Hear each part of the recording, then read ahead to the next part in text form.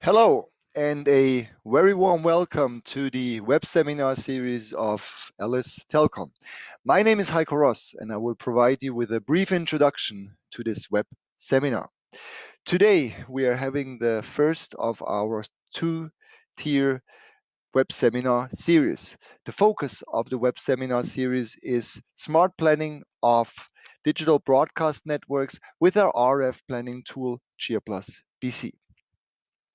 GearPlus BC is our software tool for the countrywide planning and international coordination of all sorts of broadcast networks, whether it is radio or TV, whether it is analog or digital, whether it is a European, American, Asian, or whatever standard. In this series, we show you how to efficiently plan digital television and 5G broadcast networks. We will take a look at parameter settings, do coverage calculations, optimize SFN delays, assign channels, and simulate different network scenarios. We will start with a manual operation of the software tool, but then also show you how to automate different tasks using our workflows, predefined workflows, a truly unique feature of GearPlus BC. Before my colleague Eberhard Heidrich will start with his live presentation, let me please briefly introduce LS Telcom to those that may not know LS Telcom yet. LS Telcom was founded in 1992 in Germany. Ever since, the company has substantially grown, today counting close to 250 employees in 10 countries. LS Telcom nowadays represents a globally leading supplier of system solutions and consulting services addressing the optimum use of the available radio spectrum. As such, we deliver fully integrated spectrum management systems, automated radio monitoring systems, airborne antenna measurement systems, and, of course, radio planning tools for different radio technologies. In addition to the software tools and system solutions that I just mentioned, we also offer consulting and engineering services, including spectrum consulting, satellite communications, digital broadcasting, of course, and telecommunications such as 4G, 5G, but also IoT.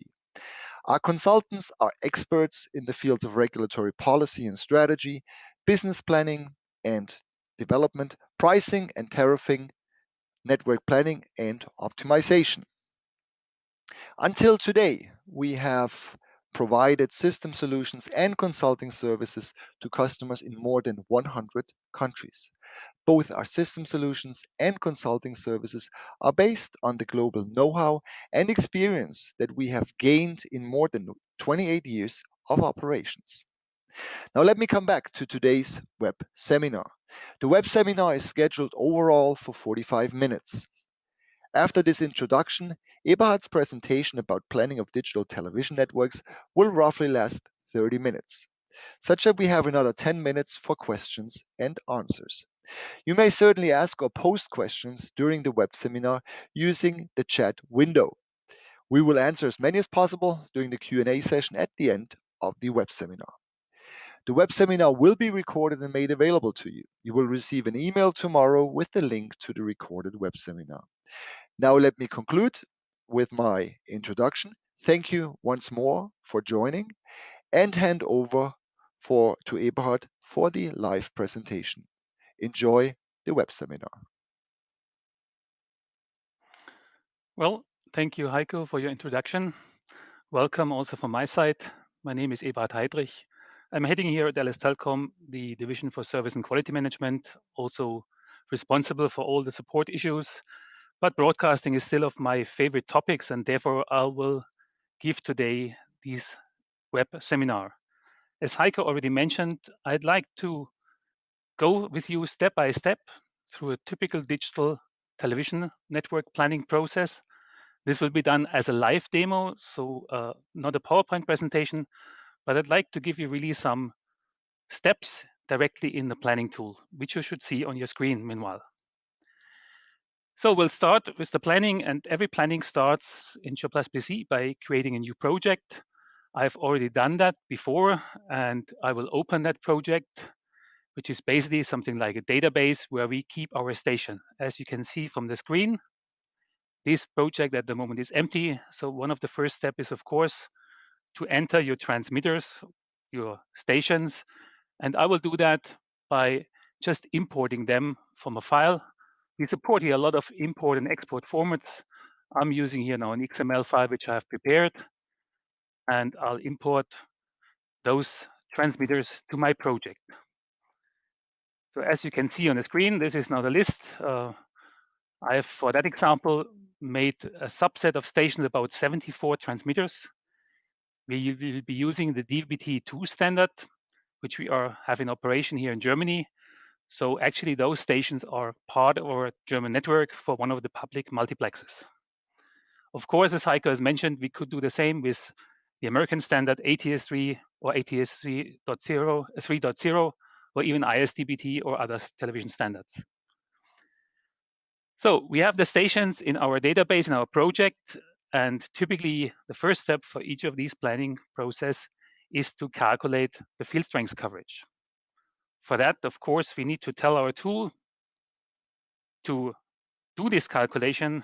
And one step here is that we give them a certain marking. So we select them into our project that we want to calculate them, and that you see a little bit where those stations are. I will also change my map view to a little bit more extended view for Germany.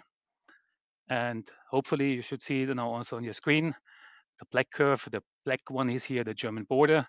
And you see these are stations now distributed over the whole German area. And if you look in our database, in our project, I have here the first column, which shows what is called the SFN ID. So this is really now a nationwide network with MFN stations. So we have some stations which cover only a certain place, but most of them belong to small SFN networks, and those are regional SFN networks. As mentioned before, now our first step will be to calculate the coverage, the field strength coverage of these stations. And then in the second step, we will do a network analysis. Well, for the coverage calculation, we have a lot of possibilities. What you see here on the screen, this is the configuration dialog of these kind of field strength calculation. We, of course, offer a lot of different propagation model. For the sake of brevity here in our webinar, I've used a very simple model. I'm also using a very coarse resolution. You see here the basic map is 100 meter, but for my calculation, I will only use a 400 meter resolution just to be quick so that we can really do a live calculation here. Of course, each of these propagation models has the possibility that you can adapt model parameters. You can tune those models maybe to measurements. And also we will use an approach here because it's a nationwide calculation. Of course, we don't need to calculate a station down here in the south of Germany towards all the way to the north to the Danish border. Therefore, we have a very nice feature which automatically determines the calculation area of each of these stations. And you will also see when I run that calculation, I already started. Just bringing up the progress window. Here, you won't see any of the calculation results directly on screen. This would be, of course, for these 74 stations, 74 different results for the field strengths. They are just stored automatically in the background in our project. What you may also see on this progress bar, that we have always here some kind of running for. We make use of the multi-core or multi-processor functionality of our PC or laptop. So always running several of these calculations in parallel. And that calculation should be almost finished. You see, we have still some 13 ones running. So this is really a live calculation now of those kind of coverages of each single station. First of all, only the field strengths. And almost done. Now you can have a look already on those calculations. It means you can just take one of those stations and we can open that results. If you're interested in the single coverage of such a station, here with a nice color coding, of course, everything can be adjusted according to the needs. This is just an arbitrary color scheme. And you could, of course, also visualize those kind of coverage directly on your background map. So as mentioned, this is the first step. We calculate the field strengths of every station. And now in the next step, we want to calculate now the network coverage in terms of digital parameters. So as an example, I will first of all consider only a small SFN. So I can select those, and you see this is an SFN with 4 stations. And these 4 stations, you can see on the map, are here in our region, in the area, near Mannheim, Heidelberg, Karlsruhe. So we just run one of these SFN as a separate calculation. For that, we have a tool which we call network processor. Processor because we combine now all the field strength results, and of course then include all the specific parameters of our DTMB-T2 network. That means, of course, first of all, we need to define the configuration. And I have already here pre-configured a set of parameters for DTMB-T2, which are really here in use in Germany. Depending if it's our public broadcaster or if it's the commercial broadcasters, they use slightly different parameters. But most of them, we use a very high FFT size. We have a guard interval, the pilot pattern 64 QAM. We're planning here normally for portable reception as well with a code rate 3/5. And if you look down here, this corresponds then to a capacity for these kind of parameters of about 25 megabits per second. And with these 25 megabits per second, we can transmit roughly 5 HD programs. As mentioned, our commercial broadcasters, they use less error correction. They spend a little bit more bandwidth for the programs, and they run up to 7 HD programs. And also you see here, these kind of parameters lead to what we call a median field strength, about 37 dB microvolt. But as usual in digital planning, we don't calculate for 50% of locations, but we need a higher location probability, which is here typically 95%. And thus we need roughly 47 to 48 dB microvolt as a minimum field strength for our coverage. We model, of course, things like guard interval, receiver synchronization. So, and you see here for this constellation here, we have a guard time of about 266 microseconds. So let me just run quickly those calculations for those 4 stations. And you will see now on the screen already 2 different results. On the left side, this nice colored picture, that's what we call the C/I, or the coverage reserve, which is basically a dB result here for each pixel. And these different color codes, they represent now different reception conditions. So when it's green color, you can have fixed reception with a directional antenna. The orange color is for PO, or portable outdoor. And the blue color is for portable indoor. And it's quite obvious, the higher you have the demandings in reception condition, the smaller gets the area. So with the fixed antenna, you have the biggest possible coverage area. On the right side, you see a result which we call the best server. So this is now, because it's an SFN, this is now showing you the best serving station inside the SFN. So if I move my mouse here on the screen, you should see the pop-up which station is the one, and each station gets a distinct color. You can also do more. Here you can have tooltips to look in more detail into your SFN network to see really how the signals are coming in, having the guard interval, and therefore really analyze what's going on in SFNs. Here a very simple one, but of course there may be SFN which have maybe 50 or more stations. So this is the coverage of the small SFN here in the southern part of Germany. And now you could go and do the same thing for all of the other SFNs as well.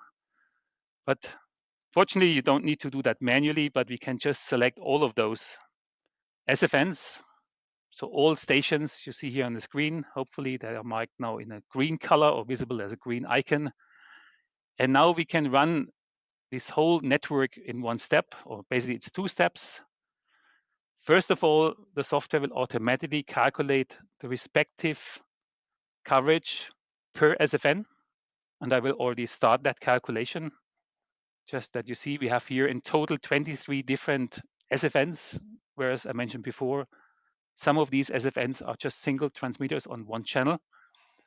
But the tool will now go and calculate for each of these smaller SFN the coverage. And also here we use multi-core, multi-processing.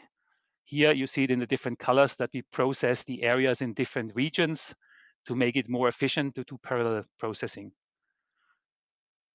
So this is also running through, and without showing those kind of single results, of course, again, they are stored in our project and they are accessible afterwards. But at the moment, we only want to see afterwards the final coverage. So almost done. We have 20 finished, 21, and we are done. So now we have all coverages calculated for the single SFNs. And now this is a second step, which we call a post-processing, where we now combine all those kind of results for the total nationwide coverage. And also here and now I've chosen 3 different configurations. Again, on the left side, we have this coverage reserve or COI, so the DB result for that calculation. Some people in digital planning like to work more with coverage probabilities. So the result you see in the middle, that is the coverage probability. Sorry, I wanted to show this one here. And of course, here we have percentage values. So the higher the percentage here, the yellow is almost 100% of coverage. And of course, you have less coverage probabilities. And finally, on the right side, this is now similar to the result shown before.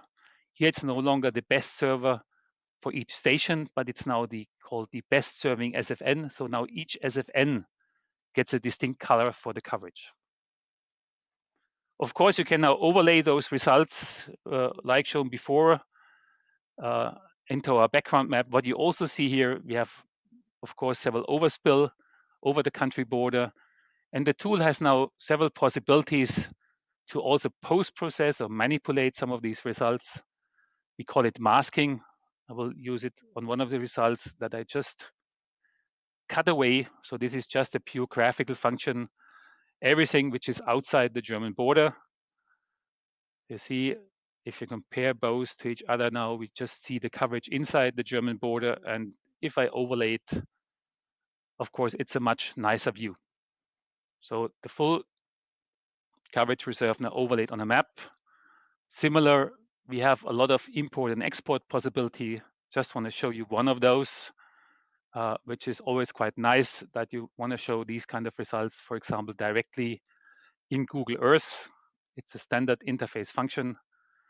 And the software then automatically calls Google Earth. And if my internet is working, it's working great. So you will see it will zoom to the respective area and then visualize these coverages on Google Earth. And of course, there you have further possibility to manipulate those results in terms of playing with overlay configurations for nice displays. Again, you can do this with all the results. Now, when you have done these coverages, either in terms of the coverage reserve or in terms of the best server, a very important question is, of course, not only what you see graphically here, but nowadays when you do network planning, you want to know how many people do you reach with your programs, with your multiplexes, with your service. And therefore, the tool also includes routines that you can analyze those results in terms of covered population and in terms of covered areas. I will also run one of those calculations now for the whole nationwide coverage calculation. Using here, I have in the background a population layer for Germany with 100-meter pixel resolution. I will use also some kind of administrative area in addition. Here, a very simple one, using what is called here Bundesländer, is our German federal states. And because we analyze our COI, our coverage reserve, of course, we want to see everything where this coverage reserve is positive. So that's also here pre-configured. And I just run this population analysis on this coverage reserve result, which takes, of course, also a few seconds. Even so, we have calculated the coverage in a 400-meter resolution. The population layer in the background is 100-meter pixels. Of course, therefore, it means we have 4 by 4 times, 16 times the pixels to be calculated for that result. but it should be still finished in a few seconds. And what we get here now, and let me try to arrange that a little bit in parallel. And the most important one is the section down here, that we have now a listing of our different states here, like Baden-Württemberg or Bayern, Bavaria, Berlin, and other states. For each of these, we have here a column where we see the total population. You see, for our state where we are in here, in Lichtenau of Baden-Württemberg, we have about 10.5 million people living there. With these kind of coverages calculation, we cover about 7.9 million, corresponding to 75.3%. The total area of our state is about 35,700 square kilometers. The covered area is only 23,298 square kilometers, so which corresponds to 65%. So you see, in one of these analysis runs, you get for each of these states the percentage population, but of course also the percentage area. And this is just an example. You can have here different maps. I could break it down to even on community level or area or region level. Just depends what kind of administrative maps you can use in the background. Well, Heiko spoke already about that we have several tool or functions in the tool to optimize calculations. If you look at our combined calculation here, maybe in a bit more detail, you see here at one place a very strange configuration. If I zoom in a little bit, this kind of hyperbolic shape here, and this is an hint that there we have some trouble with our delays inside an SFN network. And I would like to show you in a very simple example now also how the software can optimize those kind of delays automatically. Well, for that, I just go again back into my project and, well, first of all, disable all the other stations and then look into my SFN, which is, let me just see that I get the right one. It was 1628. We look at these two stations. And as mentioned before, the software had already calculated also these COI for that network. And I open now the coverage for that network. And you see already here that we have a big area where there is a red color. And if you remember my color scheme before, red color here means interference. And this is a typical effect in an SFN of self-interference. If you remember on the T2 parameters, we had a guard interval of 266 microseconds. If I measure the distance between those two SFN stations, you will see they have a distance about 83 kilometers, and in brackets you see it's 275 microseconds. So the station distance is larger with respect to our guard interval. Now what we can do here with the tool, we can tell the tool to optimize the delay of those two stations. Those of you who may know the tool, I will show you quickly how it works. The principle is that we place some sample test points in the area and we tell the software to optimize the COI for those test points. You can place those test points, of course, manually, but I will use a more automatic procedure that I just define roughly the area where we want to have the optimization here in terms of a vector. And then I can tell the software, well, take this vector and create those kind of test points. So I'm just take the area and fill it with a regular number of test points here, 800. Just that you also see, where's my result, that those test points are there. You see, this is now something like a regular raster of those test points. And now we have a routine which we call here delay optimization. So this is actually quite fast. And you will see here we had initially delays of 0 in both stations. Now the software suggests we should put the second station of a delay from 8 microseconds. When I press OK and open my project again, you will see now the software automatically has added these 8 microseconds to that stations. And now I just run the network calculation for those 2 stations again. And hopefully, if the software did it right, we almost did it correctly. You see, there's still a small area, so we would have to run maybe a second optimization step.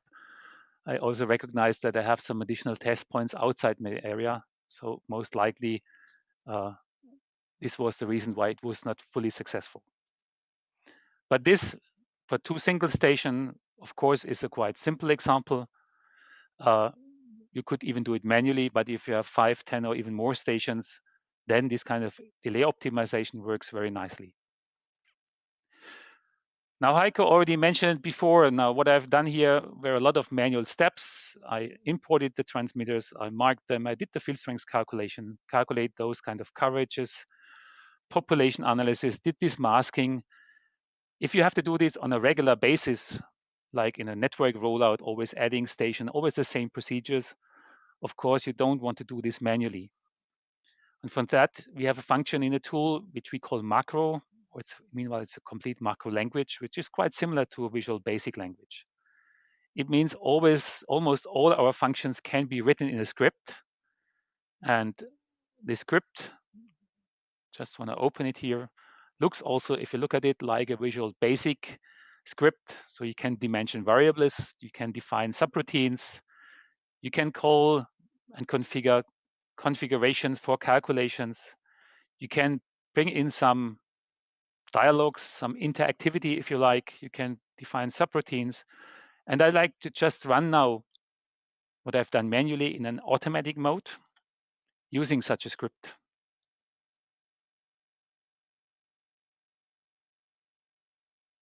So as you see, I've just built in that script a starting point. It's a small dialog where I can tell the script, do it completely automatically or do it interactive.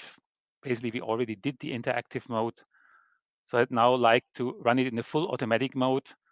And this macro script will now do the same steps which I have done before, which means it will go to it will select a project, it will import transmitters. Okay. That was not how it should work. Let's try that again. Get my macro running.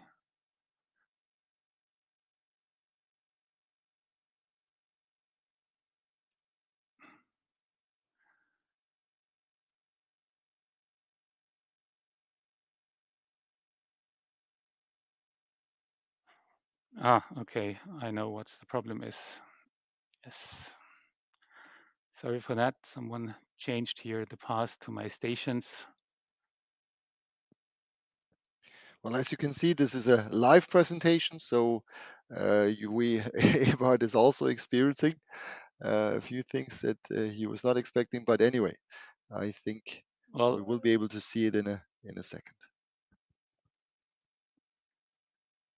Let's hope that this one will now run.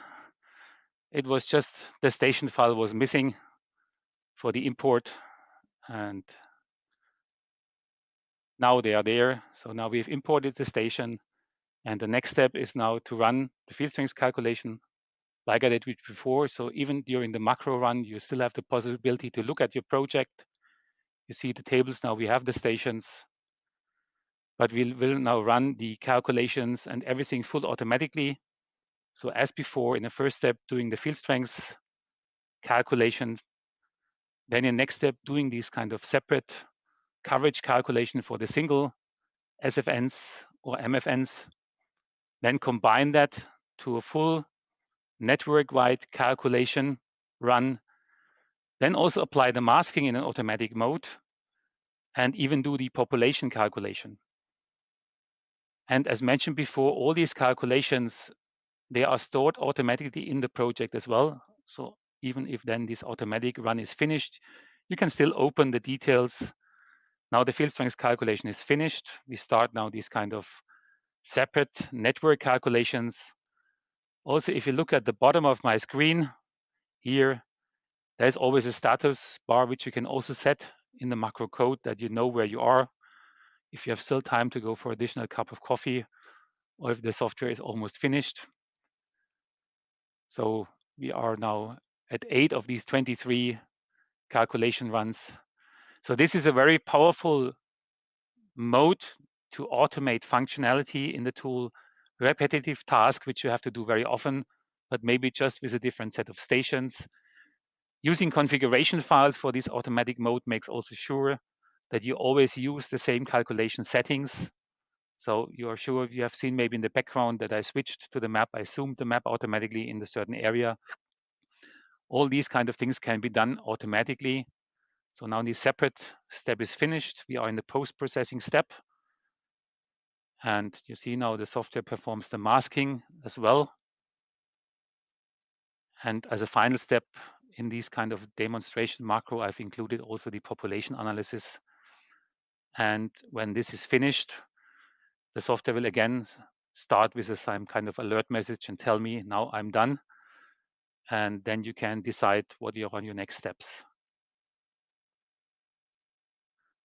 As mentioned, highly automation possible in all kind of functions. Of course, not everything is possible, like the SFN delay optimization is typically something which you would do in a manual mode. But otherwise, you can do very efficiently all these kind of calculation. And you see, this is now, again, the final results. And the software has said now in a dialog calculation finished. And if I now quit, I have even built in that the software will now go back to my original project. So it will change it and go back to where we have been before. So as a final step, I think Heiko mentioned it already in the beginning, we have also, besides this delay optimization, we have also a routine where you can optimize or assign channels in networks. And this works on a single station basis, but also on an SFN basis. Of course, this kind of full network would be a bit complex for this kind of online webinar. Therefore, I have prepared a very simple project just to show you the principle, how this kind of channel assignment works. So I will change to a different project. That means now if I open my project database, you will see I have here only a few stations in that database. And again, for demonstration purposes, I put them in a real regular arrangement, 9 stations here. And initially, when we start, you see there are T2 again. They are all on channel 40, so all have the same channel. That means when I calculate those stations, what you will of course see, and we use the same parameters here as before, so the same DTMB system. If I calculate those, you will see that we have here a lot of interference, which is quite clear. Again, remember interference was this kind of red color here in the graphical display, which is obvious because we use the same channel for all of these 9 stations. Now, the basis of such a channel assignment method is that we, or the software, will do it, and I will start it already and explain during the execution, that we can now define a certain available channel range. In this example, I use 4 possible channels from 40 to 43. And we can use a configuration for the analysis, and I will start that. And now if you have a look on the picture on the map to the left, hopefully this can be seen here also on the web screen, you will see that we have here some kind of a red station, which is there, temporary. This is the victim. And now the software calculates an interference calculation between all the other stations. So we'll see also here visualized on the screen, it always switches on one station and calculates a C over I pairwise. And after this pairwise calculation is done, then we use an algorithm which is called simulated annealing. It's one of these optimization algorithms, which we also use in the SFN delay optimization. And then this algorithm tries to find an optimum channel configuration. And the goal here, the so-called cost function, is to minimize all these red areas. So the red areas where we have negative COI, negative coverage reserve. So we are almost done.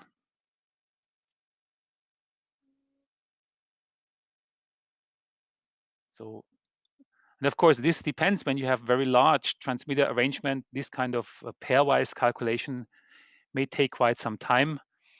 But also here we have some optimization in the tool that you can speed up this kind of process, but it works very, very nice.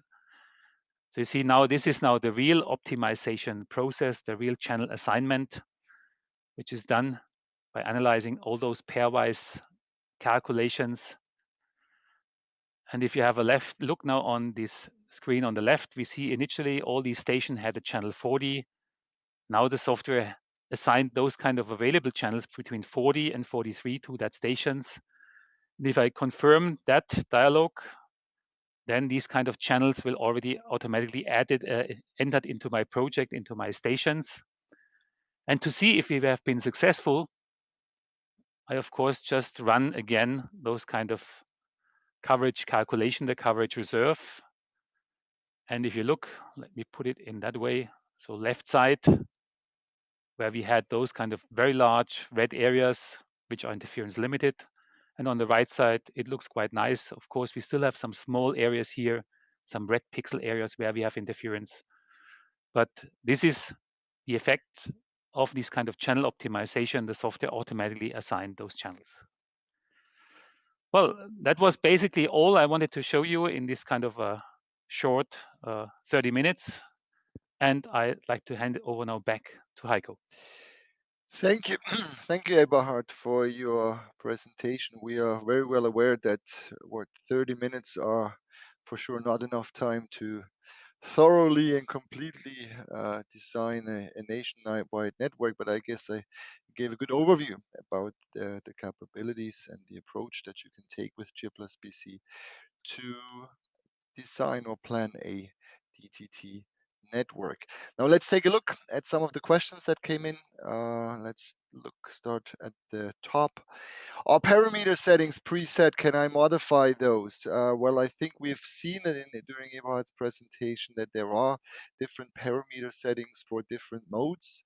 And as far as I know, there are pre-settings given by the software, offered by the software, but it is certainly possible to also adjust and modify those. Eberhard, maybe you can.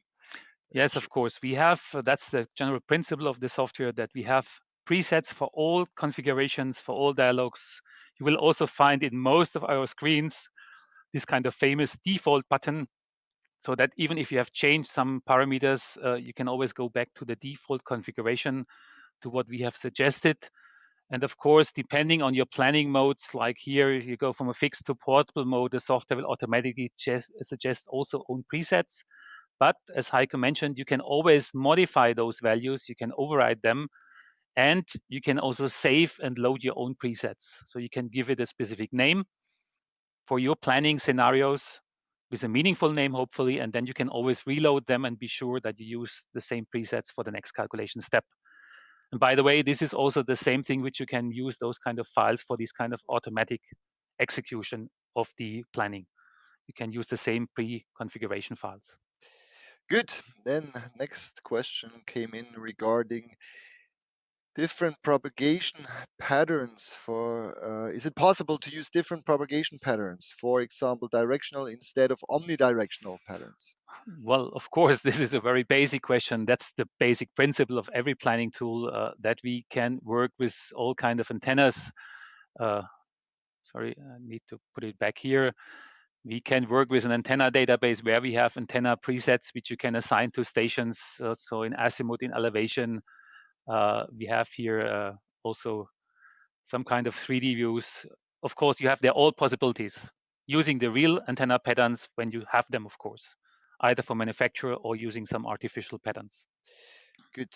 Then the next question is about population data and what kind of data is included. Eberhard has shown population data analysis of Germany. Now, As far as I know, there's population data available on the market by local offices or national offices within the respective countries, also by professional suppliers on the market. We usually supply what we are given to and what we are given to convert and migrate. That's, Eva, correct me if I'm wrong, but I believe it's usually for that specific customer for that specific country. Yeah. Okay, good. I Then think there exists some very, very coarse worldwide population data, but on a really very rough grid only. So maybe for some basic estimates, but typically those data are created for each customer for their countries, and also they change on a regular basis. So typically every year there's a new maybe census coming out. And of course, people always want to use the most up-to-date data for these kind of analysis. next question was about other services like DAB plus, DRM plus. Yes, we we today focused, of course, on digital television, digital terrestrial television. But the software chipless BC also supports other services, other radio services, whether it's DAB plus, DRM plus. Ebert, I think you just opened up a dialogue where you can see it. Yeah, so there you can see the different standard. And again, as I think I mentioned at the beginning, it doesn't really matter whether it's a standard that's widely adopted in Europe or in North, South America or Asia. We pretty much support all globally available and widespread standards. Next question about, is it possible to distinguish the best transmitter between the SFN result, in brackets, not the best SFN channel, but the best transmitter in a SFN? Of course, that's also possible. I showed it to you at the beginning where we had the simple SFN, and there we have a result which we call SFN best server, which is then the best serving station inside an SFN. And only in the second step, when I analyzed the full nationwide coverage, then I went down on the SFN level. But you have both results, both is possible. Good. Then a question about the script that you have shown, the writing of scripts that you have shown, and or workflows. Can every user do it? Well, I would say that the software by default provides this capability, this possibility. Also, every user may actually do this as long as he knows how to write those scripts. And Eberhard, here you again show an example. So I think what you need to have is some skills in Yeah, let's say it's helpful if you have a little bit programming skills, have at least done some maybe Visual Basic scripts or any other programming language. This helps. We have also a lot of customers, they never did programming before, but even they managed to write some basic script. Of course, if you do want to do something very complex, and we have meanwhile automation scripts that have several thousand lines of code for very complex tasks, then it helps if you have some experience. But the short question is every user can write it. There's an own manual for these kind of scripts. We also provide, of course, examples to our customers. If someone says, I need to do this and that, we can always provide some starting point, some simple lines of code, and then every user can extend those lines of code. Good. Then there's the second last question was again about SFN. Can this program find the best one delay for every station in SFN automatically? Yes, exactly. That is what I wanted to show you with that very simple example of two stations, this SFN delay optimization. And this works, of course, for 5, 10, 50, 20 stations to find the best delays for each station. You can even fix some parameters there that the software will only vary few of the stations. So it's very flexible. And the answer again is yes. And then the very last question, a bit different. Does this tool support coordination with neighboring countries? Something that we've not addressed today, but I guess today we were more focusing on the planning perspective. But Ebert, if you want to spend one or two sentences on that Yes, of before. course, that's also basic part of our tool, whether you buy it later on or not. But of course, we always say it's a tool for planning and coordination of terrestrial services. So we have also all the coordination routines, at least all the coordination routines which are internationally acknowledged and known to each other. But even we have implemented some bilateral routines for some customers as well. Again, short answer, yes, fully compatible with coordination. We have, for example, all these kind of Geneva 06 coordination distance rules or coordination conformity checks. we can work with allotments and assignments, not only with stations, but also with areas, and have all these kind of coordination rules implemented as well. Okay, then let's take a very last question. Any question that comes in afterwards, we will then respond via email. For mobile calculation in a network processor, I guess, do we have to change the height in field strength calculation from 10 meter to 1.5 meter? I guess that's coming from a user already. Yeah. Well, again, we have two possible approaches for that scenario. You can do, first of all, the calculation on a reference height of 10 meters. So when we did, I need to mark those again here. When we did the calculation here in my example, I did the calculation for reference height of 10 meters. And then in the network analysis, we will then apply, when we go for a fixed level, we will apply no height correction. We can go to portable outdoor mode, and then you will see here some kind of height correction, which automatically raises the required field strength. But of course, if you have a good propagation model where you already calculate on 1.5 meter, so it means the first step here will be then on 1.5 meter. Of course, you can do that. And then you would then, in the network analysis tool, not use these global height loss, but then you would say you disable the height loss here. So if I then would go to fixed or portable mode, you will see there is no additional height loss because we already calculate on 1.5 meter. That Good. depends a bit. We have customers, they do it really on the 1.5 meter, mainly the operators. A lot of more regulators, they calculate on the reference height of 10 meter and use these kind of global height loss in the network analysis. Both is possible. Good. So this was indeed the last question that came in. So again, thank you very much, Eberhard, for the presentation. And I'm glad everything went quite well this afternoon. This morning, earlier, where during the first session we had a bit of an issue with networking connections, and it was a bit a bumpier start earlier this morning. But this afternoon, everything was ran perfectly smoothly. So yeah, thanks again, Eberhard, for your contribution, for your presentation. Now that we are coming slowly to an end of this web seminar, let me thank you all for joining, for attending.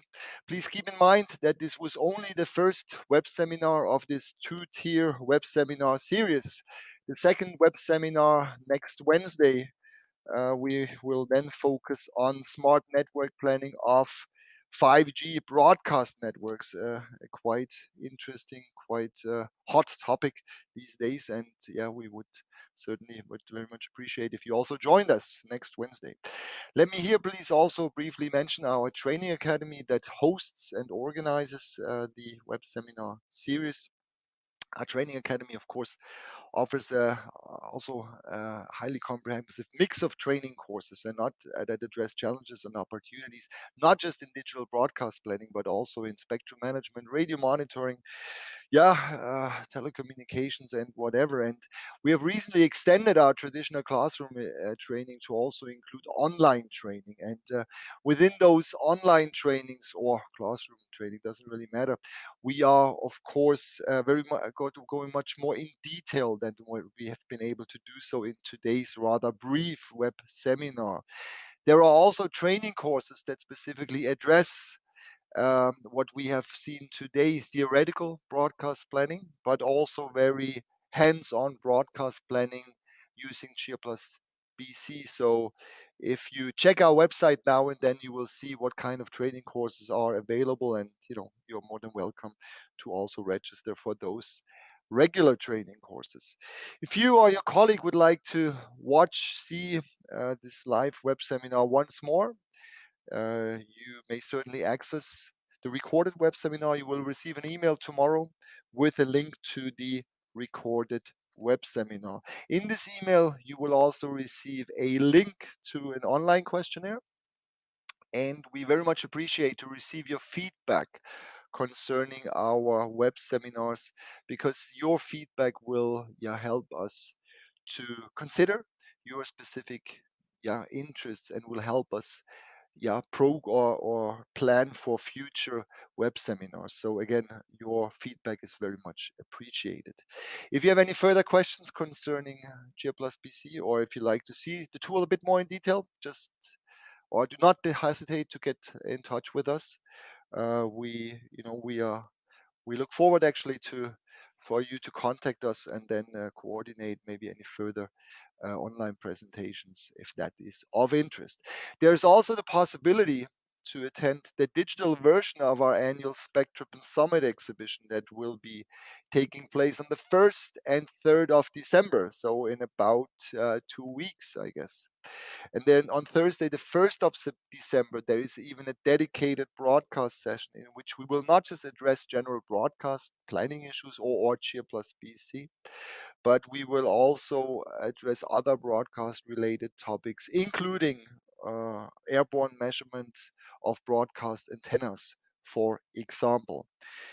Now, let me thank you all, thank everyone for once more for tuning in. We would be glad if you kept in touch with us directly via email with me or Eberhard or anyone else of the LS Telcom team, or via social media just as well, whether it is LinkedIn, Twitter, or Facebook. I certainly do hope to see you again during our upcoming web seminars or during the upcoming LS Digital exhibition. And until then, I wish you all the best, and most important, stay safe these times. Bye bye. Bye bye.